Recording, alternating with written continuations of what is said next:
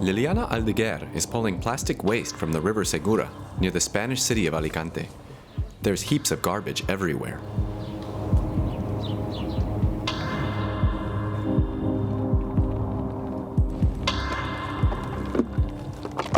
The problem is that plastic is very light, so it's easily swept up by the wind and flows down rivers, where it ends up in the sea. Liliana says Spain's plastic waste problem has gotten worse since March, when the coronavirus outbreak began. Everything's got worse since the pandemic.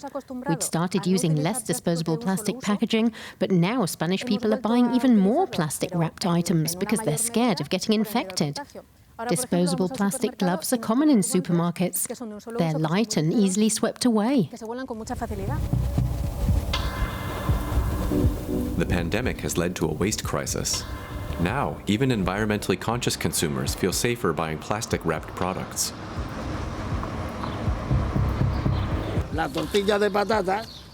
How are you supposed to buy tortillas without plastic packaging? How would I transport them? They'd crumble. And I won't be buying single tomatoes. So that means I need another plastic bag. All this is wrapped in plastic. You can buy some unpacked groceries, but I definitely prefer the ones that are packaged. I'm doing that for the sake of my family and our health.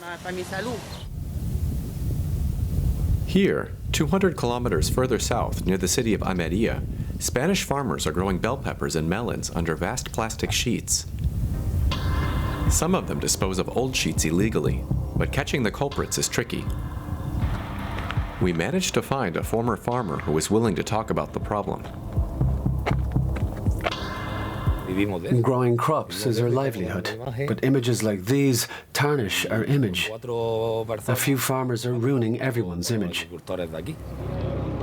Paco Toledano and his colleagues from the marine conservation organization, PROMAR, study what happens to plastic waste in the sea.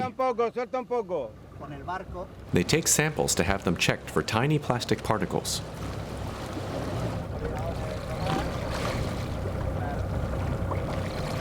These substances are toxic.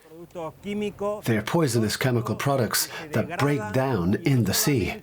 We shouldn't only be concerned about plastic bags floating around. The tiny plastic particles you can only see under a microscope are even more dangerous.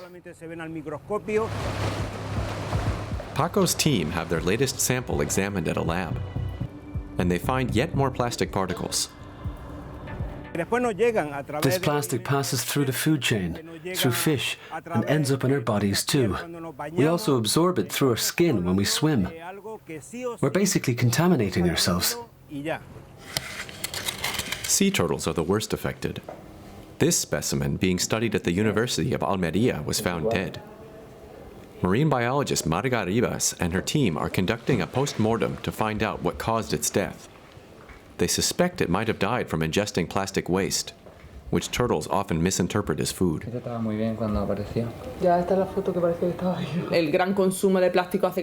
plastic can clog their digestive tract. And not only that, we now know that the plastic can poison them. Plastic waste in the sea poses a serious health risk to humans and animals alike. That's why Liliana Aldeguer spends so much time cleaning up. She says the pandemic shouldn't serve as an excuse for us to produce even more garbage. She says protecting the environment also keeps us healthy. The two are connected. If we destroy the environment, we also endanger our own health. We are seeing this now during coronavirus pandemic. We're not thinking ahead, not protecting the environment, and not treating animals like we should. The European Union wants to cut back on single-use plastics, but these days, due to the pandemic, the very opposite is happening. It takes some 500 years for these materials to decompose, so they'll be with us for generations.